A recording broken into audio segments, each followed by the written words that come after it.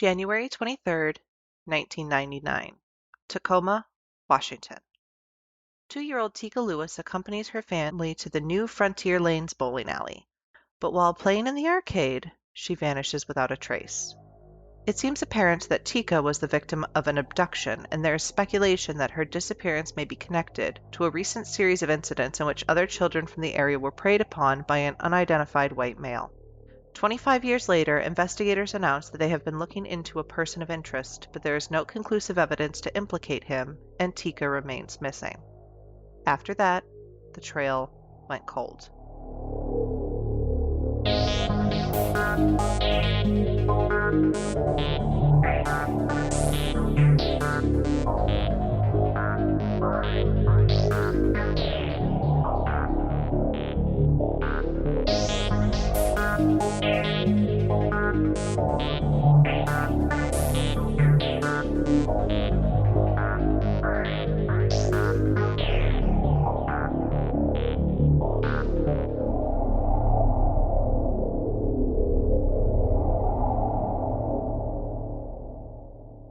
Hello, everyone, and welcome to our latest episode of The Trail Went Cold. I'm your host, Robin Warder, and today we're going to be covering a missing children's case involving a 2-year-old girl, the 1999 disappearance of Teekah Lewis. That voice you just heard narrating our intro was Rey Hettrick, the latest winner of our most recent Trail Went Cold listener voiceover contest, so thank you very much, Rey.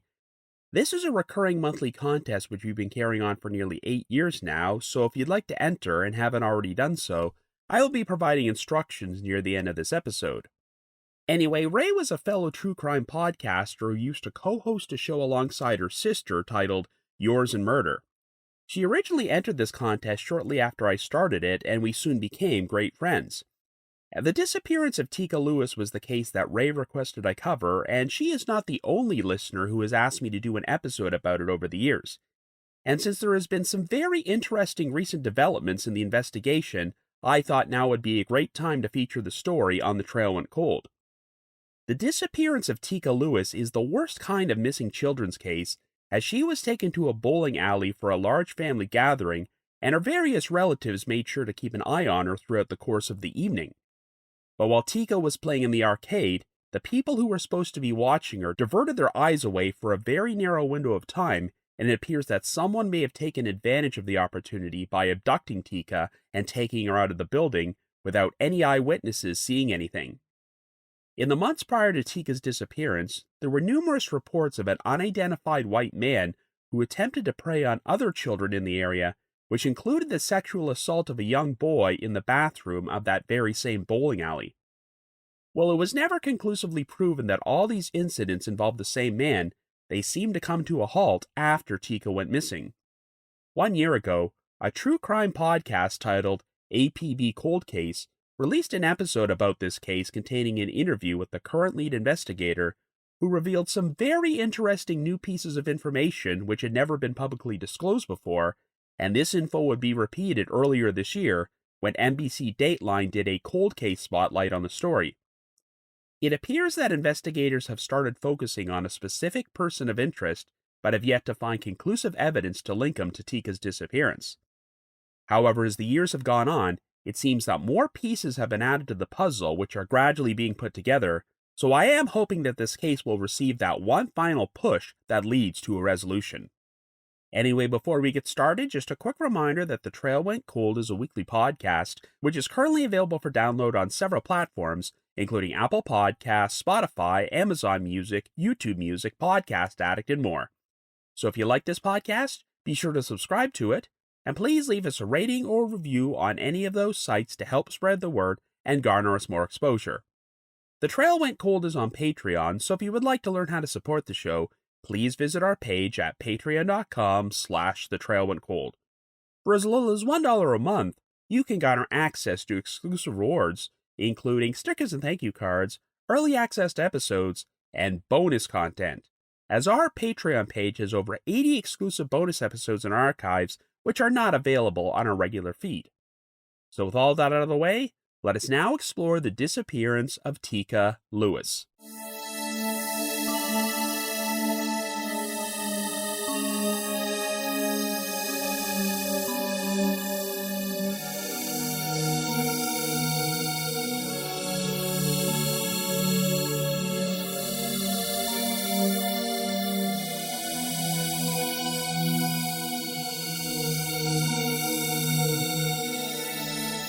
Our story begins in Tacoma, Washington in 1999, and our victim is 2-year-old Teekah Lewis. Teekah was a multiracial child born to her African-American father, Robert Lewis, and her biracial mother, Teresa English, who is part Polish and part Chippewa Native American and hails from a large family with 7 siblings of her own. At this time, Teresa was using English as her surname, but as the years went on, she started going by Lewis, and these days, she goes by her original family surname, Chepesky. Before she met Robert Lewis, Teresa had 3 daughters from a previous relationship, including a pair of twins, and she would have 2 children with Robert, including Teekah and her younger sister Tamika, who is 10 months old at this point. But unfortunately, Robert would not be a huge part of his daughters' lives, as only about a year after Teekah was born, he was arrested and convicted of first-degree theft and received a 4-year prison sentence at the McNeil Island Correction Center. On the evening of Saturday, January the 23rd, Teresa left her twins in the care of their godmother and her 3rd daughter at an uncle's house before she decided to take Teekah and Tamika on a family excursion to New Frontier Lanes, a bowling alley located on Center Street. They would be joined there by one of Teresa's brothers, Timmy Chepesky, her current boyfriend, Fred Biggs, and other family members and friends, and they reserved lanes 7 and 8 for bowling. Since it was league night, the alley was quite busy, and Teekah would split her time walking back and forth between the lanes and the arcade, which was located a few feet away, and her family took turns keeping an eye on her while they bowled. At around 10:15 p.m., Teresa last saw Teekah playing around on a car racing video game in the arcade alongside one of her cousins and another child. While Teresa took her turn to bowl a few frames, she asked her boyfriend Fred and her brother Timmy to watch Teekah. However, after Teresa finished her turn, she noticed that she could no longer see her daughter. When she spoke to Fred and Timmy, they told her they thought Teekah was still in the arcade, but that did not appear to be the case. Teresa performed an extensive search of the alley for Teekah, checking the bathrooms and a small locker area, but she could not find her anywhere, and soon spoke to an off-duty Tacoma police officer who was working security. Teresa told the officer that Teekah was missing, so he made an announcement over the intercom and provided a description of her. More searches were performed of the interior and exterior of the building, but when no trace of Teekah could be found, she was officially reported missing to the Tacoma Police Department. Teekah was known for being a shy, quiet, and clingy child who did not feel comfortable around strangers, so her mother found it very unlikely that she would have ventured outside on her own on such a dark, cold night. Since the race car game Teekah had been playing on was located only 6 feet away from one of the bowling alley's side exit doors, which opened to the parking lot, there was fear that she had been the victim of an abduction. However, even though there were over 300 people inside the building that night, none of them reported having seen or heard anything unusual. Unfortunately, there were no security cameras on the exterior or interior of the building, but if Teekah was abducted and cried out or made any sounds, it's possible that they may have been drowned out by the constant noise of the bowling pins being knocked over. The Tacoma PD would perform an extensive search of the surrounding area for Teekah and stopped all cars as they left the parking lot that night in order to search their trunks. However, while all this was going on, a very unusual incident took place. As far as I can tell, this incident was not reported publicly until APB Cold Case, the true crime podcast I mentioned during the intro, released an episode about this case in April of 2024. The podcast is hosted by a retired law enforcement officer named Mark Spahn, who was once the police chief of the town of Fulton, New York, and it contained an interview with Sergeant Julie Deer, the current lead investigator with the Tacoma Police Department. Sergeant Deer made mention of a woman named Rita Miller, who had gone to New Frontier Lanes that night alongside some male companions. Before Teekah went missing, Miller had approached Teresa and asked if she could hold Teekah's 10-month-old sister, Tamika. Since Teresa found Miller's behavior to be strange, she refused to let her touch Tamika. Teresa's brother Timmy did briefly allow Miller to hold his baby son, but after she gave him back, Miller asked to hold the boy again, and Timmy said no because he found her unnerving. Well, later that evening, there was so much chaos going on during the search for Teekah that Miller somehow took possession of Tamika and tried to abduct her. This occurred while Teresa was speaking with a police officer, and her sister-in-law rushed over to tell her that she saw Teekah sitting buckled up in the front seat of Miller's car. Miller was sitting behind the wheel, and when Teresa ran over and demanded she give Teekah back to her, Miller responded by saying, quote, "This ain't your baby." Before Miller could drive away, the police intervened, and Teekah was returned safely to her mother while Miller was taken into custody. After Miller was placed inside the back of a police car, she attempted suicide by using one of the seatbelts on herself, and this led to her being involuntarily committed to a psychiatric hospital. Naturally, Miller was looked at as a potential suspect in Teekah's disappearance. According to Sergeant Deere, she believed that the original investigators did interview Miller, but she hasn't been able to find the report, though media accounts from that time period said that police did not consider Miller to be a prime suspect because her whereabouts were accounted for. When Deere took over the investigation, she tracked down Miller and attempted to re-interview her, but since her mental health had deteriorated so badly, she was unable to offer any information. During a recent interview, Teresa stated this about Miller, quote, "There's no questioning her, there's no giving her a polygraph, she's that gone," end quote. Anyway, when Teekah could not be found near New Frontier Lanes, a massive search effort would be launched for her, in which the Tacoma PD was assisted by the Pierce County Sheriff's Office, the FBI, and the National Center for Missing and Exploited Children. The search effort involved helicopters and tracking dogs, and on January the 26th, 3 days after Teekah went missing, the dogs would lead investigators to a wooded area located across the street from New Frontier Lanes. They wound up uncovering some men's clothing, which included a navy blue wool peacoat with initials on the back which looked like IS or JS, a pair of off-white 34 size Lee Dungarees brand jeans, and a Columbia brand button-down plaid shirt. It appeared that the clothing had been rolled up into a ball and discarded under a bush, but since there were no traces of mold or mildew on them, they had likely not been in the woods for very long.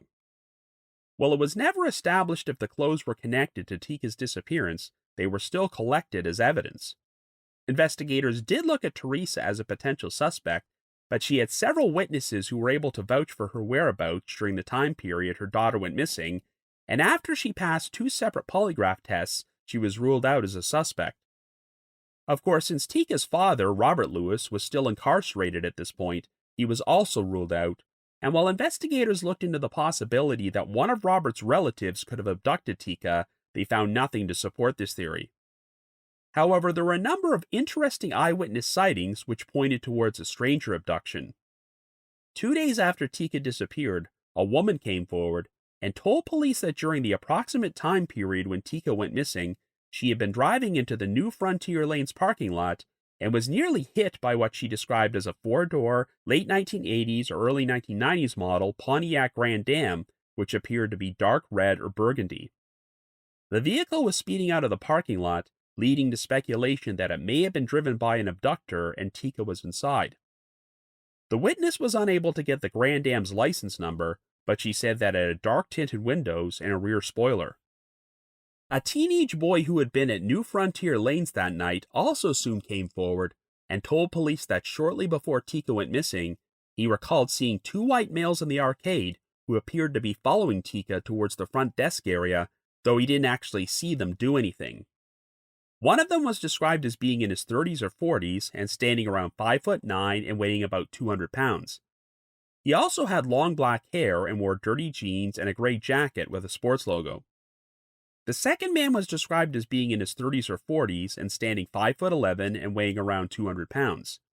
He had brown hair, a thick mustache, a large nose, and a pockmarked face, and was also dressed in a blue checkered flannel shirt and jeans, which seemed to match the description of the clothing which was later found in the wooded area across the street.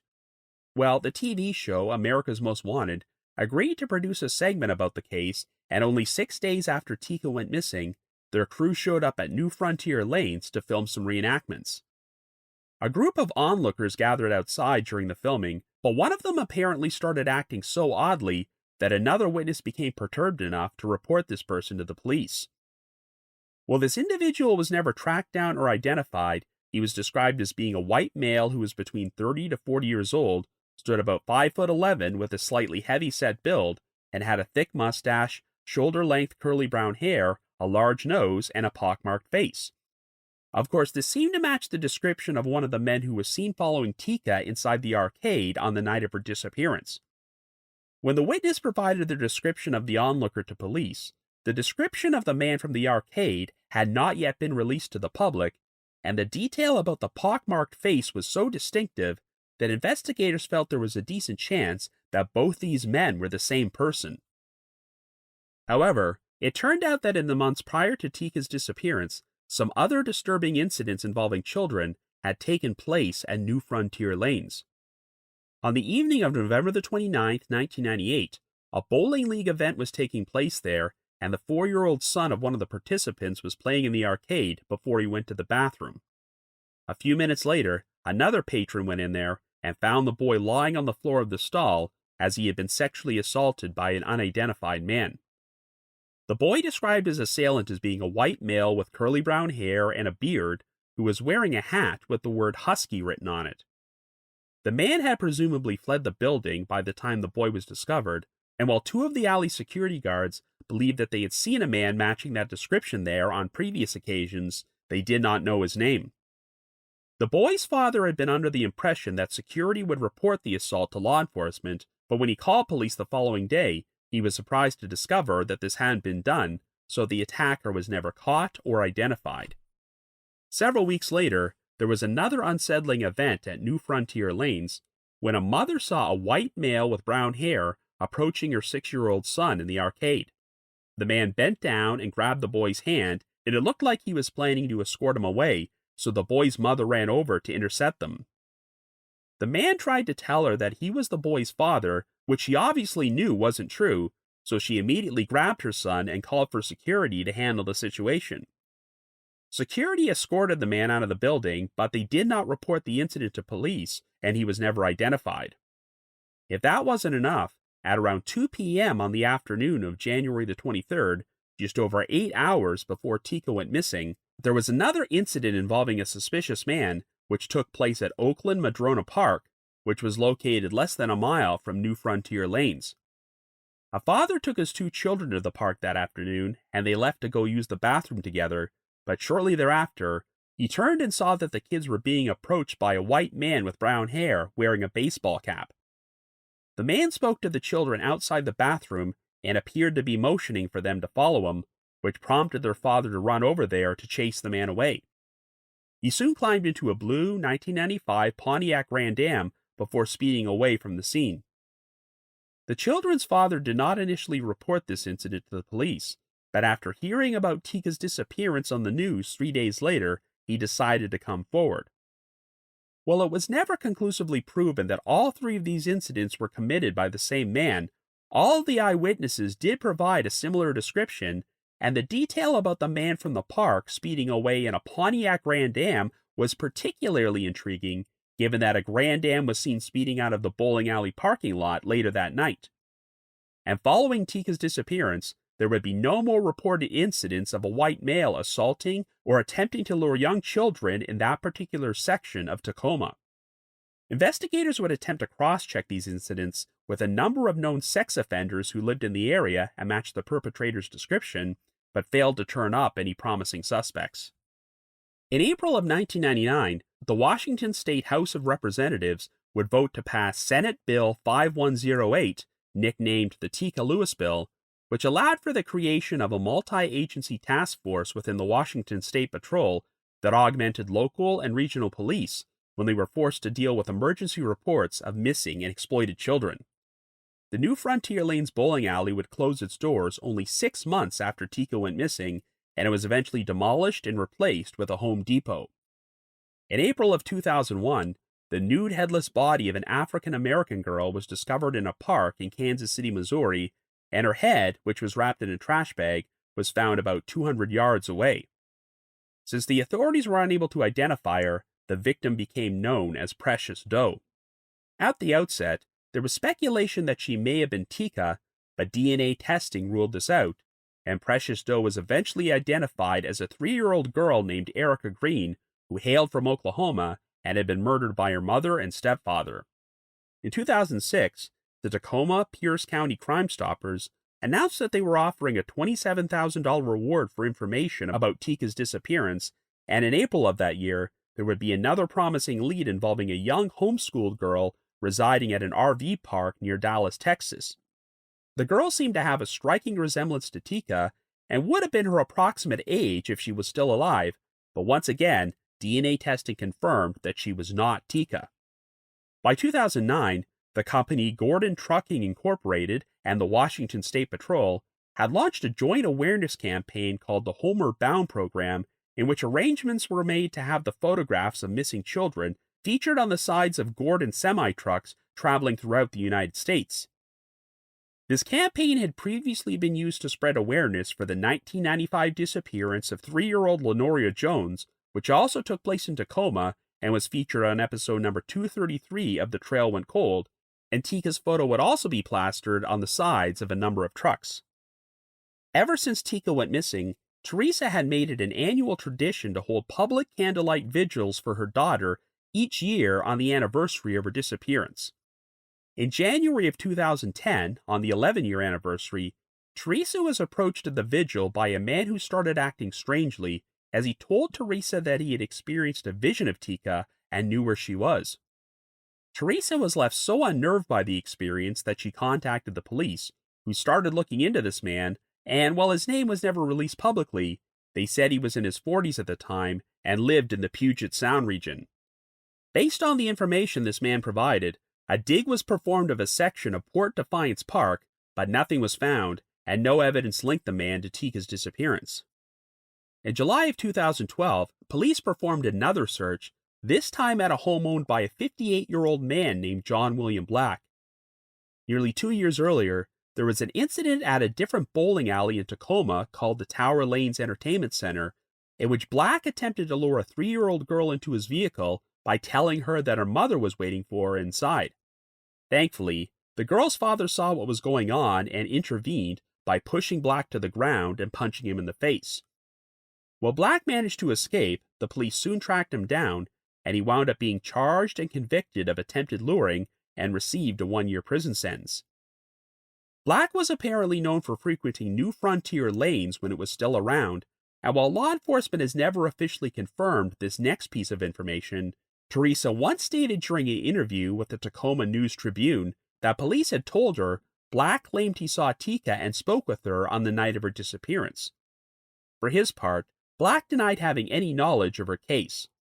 When police performed a search of Black's house, some cadaver dogs fixated on a spot in the backyard, but a dig failed to turn up anything, and investigators later confirmed that Black was not a suspect. Once again, things remained at a standstill, but in December of 2020, there would be another major development when a witness known only as John came forward and provided some new information, which he agreed to share during an interview with the media. Back in 1999, when John was 17 years old, he had gone to New Frontier lanes with his family on the night of Teekah's disappearance. He claimed that when he went to use the restroom, he bumped into what he described as a husky white male who was around 5'11" and appeared to be in his 40s and was holding hands with a very young multiracial girl. John felt the man was rude because he bumped into his shoulder and did not apologize, but he just assumed it was a father escorting his daughter to the bathroom. When John and his family left the bowling alley later that night, they did see police in the parking lot, but were not informed that they were there searching for a missing girl. It was not until a few days later, when John learned about Teekah's disappearance in the news, that he came to realize that the multiracial girl he saw might have been Teekah, and he conceivably crossed paths with her abductor. John did contact the police and shared this information, but he never heard back from them again. For whatever reason, his tips seemed to get lost in the shuffle until a cold case detective named Steve Riopel came across it in the case file over 20 years later and decided to re-interview John. John described the man as having shoulder-length curly brown hair and a thick mustache, who was dressed in a blue plaid shirt and faded jeans, but what was particularly intriguing is that John said the man had a pockmarked face, which matched the description of one of the men seen near Teekah in the arcade that night, as well as the man who exhibited strange behavior when America's Most Wanted filmed a reenactment at the bowling alley days later. Well, like I mentioned earlier, in the year prior to this episode's release, Teekah's case was featured on an episode of a podcast titled APB Cold Case, as well as a cold case spotlight for Dateline, and the current lead investigator, Sergeant Julie Deer, would reveal that she had found a person of interest. On the night of Teekah's disappearance, a call came into 911 from a woman who claimed that her son had made this weird statement to her, quote, "If I were to leave town right now, would you come with me?"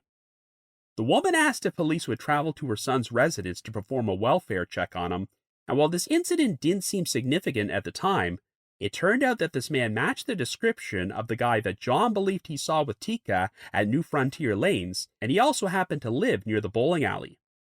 In 1999, the man was in his 40s and had longish brown hair and a pockmarked face, and according to Sergeant Deer, he also had a history of mental health issues and what she described as, quote-unquote, some interesting history that was sexual in nature.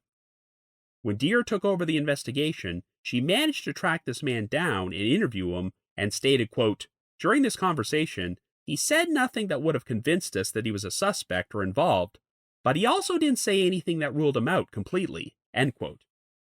However, he did confirm that he had once owned a Pontiac Grand Am, though he claimed it wasn't the same Grand Am which had been seen speeding away from New Frontier Lanes at the time Teekah went missing. 1 month after their initial interview, Deer decided to pay this man another visit to question him again, but discovered that he had passed away. While no evidence has been found to link him to Teekah's disappearance, and his name has never been released publicly, Deer has confirmed that he is considered to be a person of interest, and his DNA was collected following his death. As for Teresa, she went on to have a 6th daughter, and is now a grandmother, though she says that Teekah's disappearance caused her to become overprotective of her children, and she struggled with depression, anxiety, and post-traumatic stress disorder. She also said that losing Teekah has affected how her other daughters have raised their own children. For nearly 25 years, Teresa never missed holding a candlelight vigil in Tacoma on the anniversary of Teekah's disappearance, and this past year marked the first time that she was unable to travel back to Tacoma, so she decided to hold the vigil online instead. Teresa has submitted her DNA to a number of genealogical websites in hopes that it might be matched to her daughter someday, but after 2 decades, Teekah's case remains unsolved. So I guess you could say the trail went cold.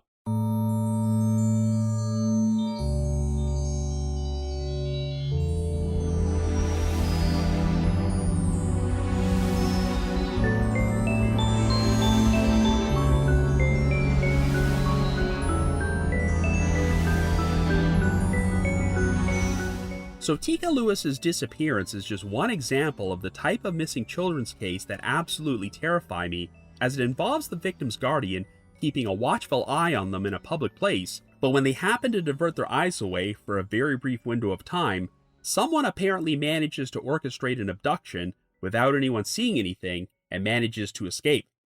Teekah's case is very reminiscent of another famous missing children's case from Canada, and that's the disappearance of 4-year-old Michael Dunahee, which took place in March of 1991 across the border in Victoria, British Columbia, only about 130 miles northwest of Tacoma, and it was also covered on episode number 86 of The Trail Went Cold.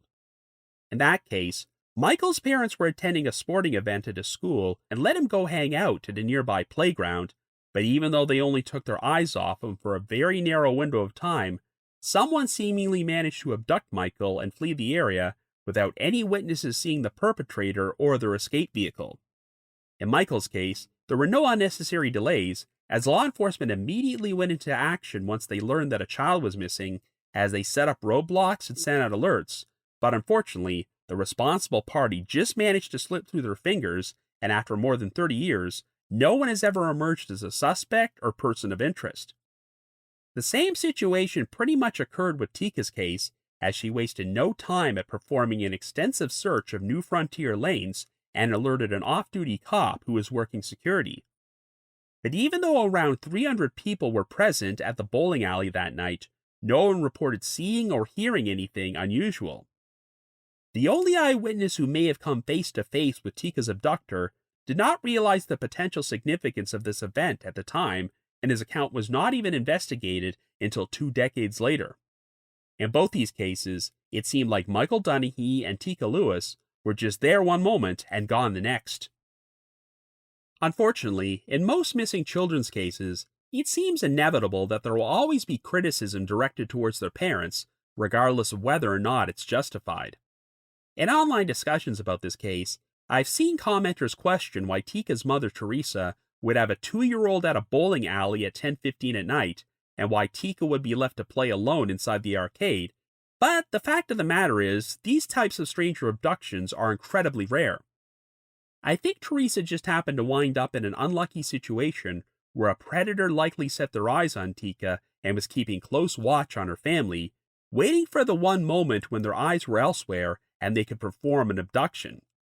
At the time this happened, Teresa was taking her turn bowling some frames and was under the impression that her boyfriend and her brother were keeping an eye on Teekah, but unfortunately, their eyes were diverted from her for a few moments, and a predator may have taken advantage of the whole situation. Remember, Teekah was last seen playing around on a car racing game in the arcade that was only a few feet away from a side exit that went out into the parking lot, so it could have taken only a few seconds for her abductor to sneak her out of the building. And even if Teekah made some noise, there were so many people and so much activity taking place there that I can see how she might have been drowned out. I'm sure no one has felt more guilt about the situation than Teresa, so victim blaming does not help the situation, and you cannot deny that she has spent the past 26 years doing everything in her power to spread awareness about her missing daughter's disappearance and keeping the case in the spotlight. If there was any blame to be spread around, I'd say it should have been directed towards New Frontier Lanes, because if they had any security cameras inside or outside the building, this crime may have been prevented or been solved a long time ago. The lack of cameras is particularly egregious when you consider that a boy was sexually assaulted in the alley's bathroom only 2 months earlier, and there was another incident where a man made an apparent attempt to abduct another boy from the same arcade. In both cases, the on-duty security officers never reported the incident to the police, and in the situation involving the attempted abduction, they just escorted the offender from the building without taking any legal action. If this man turned out to be the same person who went on to abduct Teekah, then it's heartbreaking to think that it could have been prevented. We also have the account from the witness who reported seeing a Pontiac Grand Am speeding out of the parking lot around the approximate time period Teekah went missing, so I think there's a good chance that the abductor was behind the wheel and driving Teekah away from the scene. On the surface, this does not appear to be an overly complicated crime, as it seems like Teekah's disappearance was the work of an opportunistic predator who just wanted to harm a child, but as the years have gone on, it seems like we've gradually been learning new pieces of information which are helping put pieces of this puzzle together and maybe painting a picture of who the responsible party was. Obviously, Teekah being murdered by a predator is the absolute worst case scenario, but if there is a best case scenario, it's the possibility that Teekah was abducted by someone who wanted a child of their own. After all, Teekah was only 2 years old at the time, which means that if she was raised by a kidnapper under a false identity, she would have no memory of her life with her birth family, and there's a chance of her still being alive today at the age of 28 without any idea of who she really was. I've explored this scenario in previous cases I've covered on the podcast about abducted infants, such as my recent episode about the disappearances of Marlene Santana and Lawrence Harding Jr. One reason why I'm not willing to completely discount the possibility in this case is because of the bizarre incident involving Rita Miller, the woman who made an apparent attempt to kidnap Teekah's 10-month-old sister Tamika that very same night. As you recall, prior to Teekah's disappearance, Miller had spent some time hanging around with her family as she held one of Teekah's baby cousins and had asked to hold Tamika, but Teresa wouldn't let her do so because she was giving off such weird vibes. And amidst all the chaos during the search for Teekah, Miller somehow got a hold of Tamika and placed her inside her car before Teresa intervened. Obviously, this should have made Miller the #1 suspect in Teekah's disappearance, but while details are a bit murky, Miller was hanging around with some other male companions at the bowling alley that night, and they may have been able to vouch for her whereabouts. On the one hand, the whole situation might seem like too much of a coincidence, as the odds against two separate people attempting to abduct two separate sisters from the same family at the same location on the same night have to be astronomical. But on the other hand, if Miller abducted Teekah, Why would she return to the scene a short time later and attempt to abduct another child? What did she do with Teekah during the window of time between when she went missing and Miller grabbed Tamika? Miller was taken into police custody and made a failed suicide attempt and was involuntarily committed to a psychiatric hospital, so I think that if there was any evidence that she harmed Teekah that night, investigators would have found it. It's clear that Miller had some serious mental health issues back in 1999, which apparently have gotten much worse these past 26 years, so much so that she's pretty much now useless as a witness. Since it seems likely that Teekah's abductor was a man, I know there's been speculation that perhaps Miller was working in cahoots with this person and they used Miller as a decoy to keep Teekah's family distracted while he kidnapped her. But I think that sounds way too sophisticated, as the most logical explanation is that Miller was just a very unstable woman who decided to take advantage of the chaos of the situation by grabbing Tamika, and for all we know, perhaps she had designs on raising her as her own child. Whatever the case, I'm glad that Teresa was able to stop Miller before she drove away, because I cannot imagine how devastating it would have been for her to have two of her daughters kidnapped in one night. It's also worth noting that when Teresa was interviewed on the aforementioned APB Cold Case podcast, she mentioned an odd exchange she had with the mother of her boyfriend, Fred Biggs. Teresa and Fred are no longer together, but Teresa claims that in the weeks prior to Teekah's disappearance, Fred's mother asked if Teresa would give her Teekah since she figured she may have had her hands full taking care of Tamika. Since Teekah went missing a short time later, and Fred was one of the people who was supposed to be watching her when it happened, I'm sure the timing of this exchange with Fred's mother seemed quite troubling, but I haven't heard anything to indicate that Fred's family might be involved. Based on the evidence, I really do think that the perpetrator in Teekah's case was likely a white, middle-aged male who may or may not have been responsible for some other assaults and attempted abductions of children which took place in Tacoma during that time period. So to recap, a white man sexually assaulted a 4-year-old boy in the New Frontier Lanes bathroom in November of 1998, a white man attempted to abduct a 6-year-old boy from the arcade of the same bowling alley several weeks later, and a white man attempted to lure 2 children into his vehicle at a park located less than a mile away from New Frontier Lanes on the very same afternoon of Teekah's disappearance. It's never been conclusively established if all these incidents were committed by the same man, but they appear to come to a halt after Teekah went missing, which means that the offender may have felt it was a good idea to lay low for a while. However, if these incidents are completely unrelated, then that means there were an awful lot of sex offenders preying upon children in Tacoma during that time period.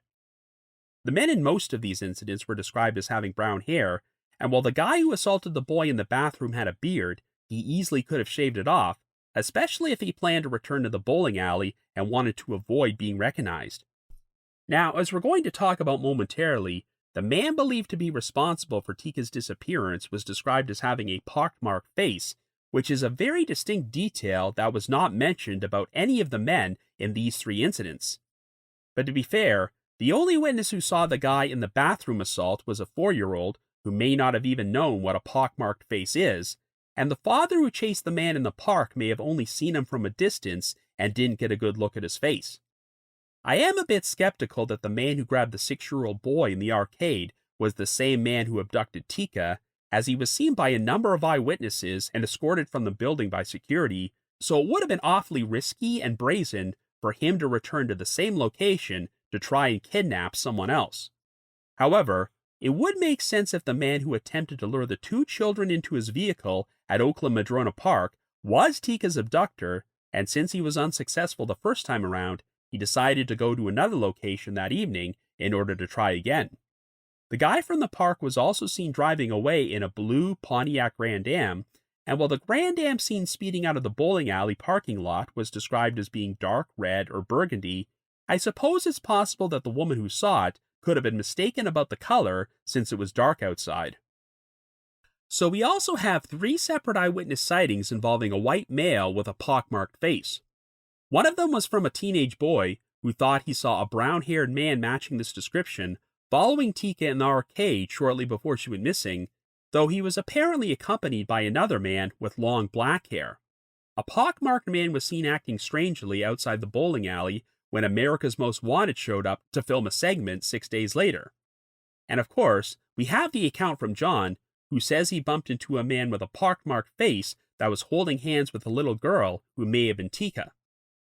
I know that in the early stages of the investigation, a bundle of men's clothing was found in a wooded area across the street from New Frontier Lanes, and while police could not be certain if it was connected to the crime, it had not been in the woods for very long, and seemed similar to the clothing worn by the man seen following Teekah in the arcade and the man who bumped into John, as both of them were described as wearing jeans and a plaid or checkered shirt. I haven't heard much reporting about this clothing since 1999, but if it did belong to the abductor, I'm not sure why he would return to the scene in order to dispose of it there. At the time, the clothing was collected as evidence, and I would be curious to know if it has ever been tested for DNA. If traces of Teekah's DNA were found on the clothing, then that would pretty much prove they were connected to the crime. Over the years, we've had a lot of potential leads which have never panned out, such as the odd man who approached Teresa at the vigil and told her that he had a vision of Teekah and knew where she was, as well as John William Black, who attempted to abduct another girl from a different Tacoma bowling alley in 2010. During one interview, Teresa claimed that police told her that Black said he saw Teekah and spoke to her at New Frontier Lanes on the night of her disappearance, but I've never actually heard them confirm this, and since a search of Black's property failed to turn up any evidence, I'm not sure if he is still considered to be a potential suspect. I also haven't heard anything about Black having a pockmarked face, and overall, it really does seem like the man with the pockmarked face is the most likely candidate to have been the perpetrator. Now, in addition to the pockmarked face, the man seen pursuing Teekah in the arcade and the man seen by John were both described as being around 5'11", having shoulder-length curly brown hair and a thick mustache, so I do think there's a good chance they're the same person. If so, then I have no explanation for who the second man from the first sighting with the long black hair might be, but perhaps he just happened to be standing in close proximity to the scene and had no connection with the other man. I would also have no problem believing that the same pockmarked man was seen at the filming of the America's Most Wanted reenactment, as he was described as having those same physical characteristics, and if he was the perpetrator, I can definitely see him returning to the scene and acting strangely if one of the country's most popular true crime TV shows was producing a segment about his crime. Since John said that the man he saw was holding hands with a multiracial girl who resembled Teekah, it really does seem likely that he unknowingly witnessed her abduction while it was in progress. But unfortunately, even though John came forward with this information a few days after the fact, his tip wound up being lost in the shuffle for 2 decades. The fact of the matter is that when these other 2 witnesses reported their individual sightings of the man with the pockmarked face, they were not yet aware that anyone else had done so. I'm sure that John wasn't aware of these other sightings when he came forward either, meaning that we have 3 separate descriptions of this man which were all independent of each other, giving them extra credibility. Now, a person of interest has been investigated in recent years who sounds like a promising candidate to be the guy, as he had a pockmarked face and longish brown hair, and would have been in his 40s back in 1999.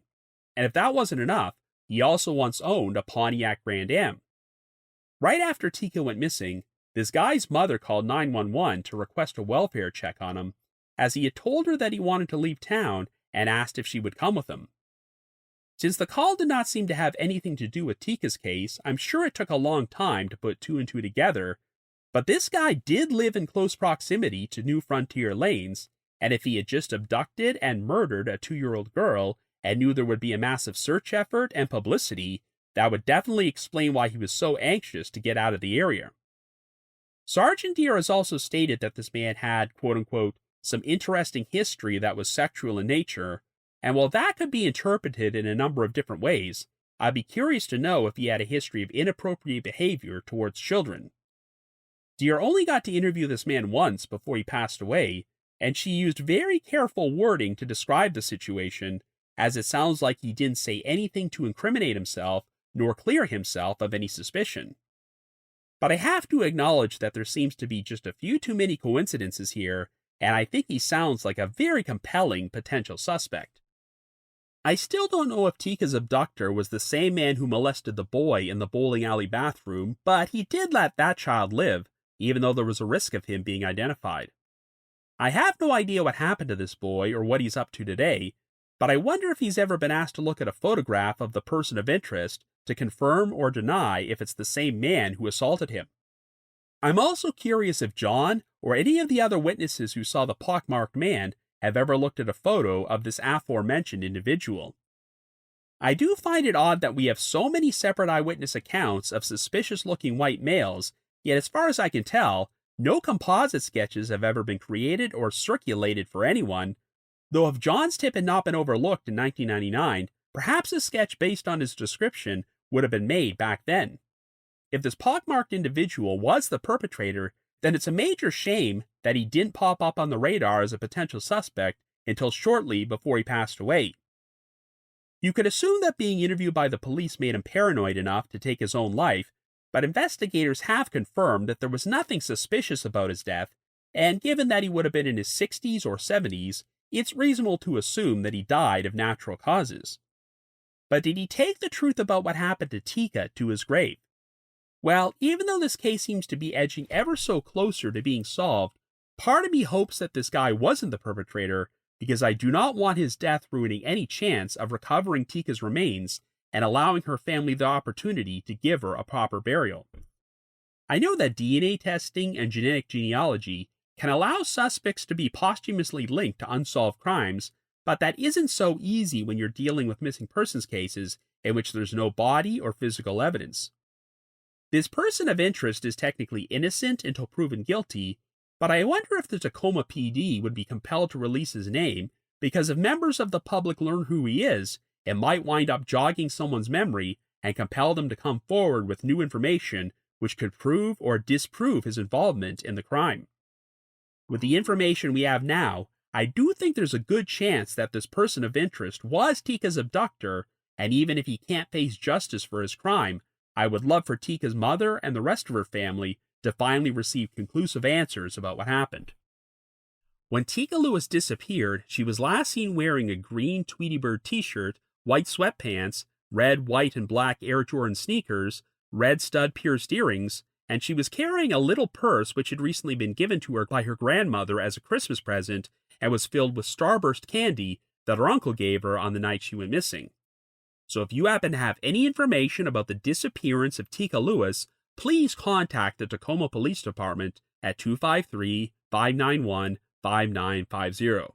That's 253-591-5950. Anyway, another special thanks to my friend Rey Hettrick for narrating the opening of this episode. We've been carrying on this monthly listener voiceover contest for nearly 8 years now, and if you've already entered, you're automatically eligible for our next random drawing, so you don't have to do anything. But if you'd like to enter and haven't already done so, all you have to do is send me an email under the subject line, Trail Went Cold Contest, naming the one unsolved cold case you would most like to see featured on this podcast. So once again, send me an email under the subject line, Trail Went Cold Contest, to robin.warder@icloud.com. That's robin.warder@icloud.com. Now the reminder that The Trail Went Cold is on Patreon, so please visit patreon.com/thetrailwentcold to learn how you can support our podcast and become eligible for some pretty neat rewards. Over the past 7 years, our Patreon page has released over 80 exclusive bonus episodes, which are all currently available in our archives for our patrons in tiers 2 and 3. This past month, I released a bonus episode about a triple homicide known as the Leathers Oil Company murders, which took place back in 1994, but even though 2 of the individuals involved in the crime were caught and convicted, the alleged mastermind, Tyrone Thies, has never been found and has remained a wanted fugitive for the past 3 decades. I've also dropped an exclusive bonus episode from my spin-off podcast, The Path Went Chili, in which myself and one of my co-hosts, Jules, discuss the 2001 murder of David Buller, a professor from the University of Toronto who was killed inside his own office. And for our patrons in Tier 3, I've recorded another new audio commentary track which can be played over a classic episode of Unsolved Mysteries, and we now have over 70 of these commentary tracks in our archives. I'd also like to give a shout out to our most recent listeners who have signed up with us on Patreon this week, and they are Ashley C. and Mintaka. Thank you so much for your support. I also wanted to mention that The Trail Went Cold will be appearing on Podcast Row at the True Crime Podcast Festival, which is taking place in Boston, Massachusetts, at the Doubletree by Hilton Hotel, Boston North Shore, from July the 18th to the 20th. If you would like to purchase tickets, we have a specialized promo code you can use to get a 20% discount on them.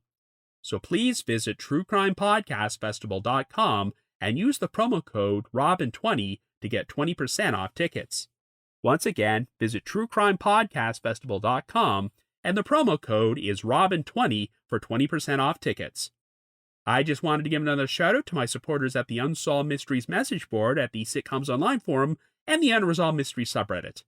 I need to provide a big thanks to McGill Foote, who edits and assembles this podcast together for me, and Vince Nitro, who composes the eerie music you hear on every episode.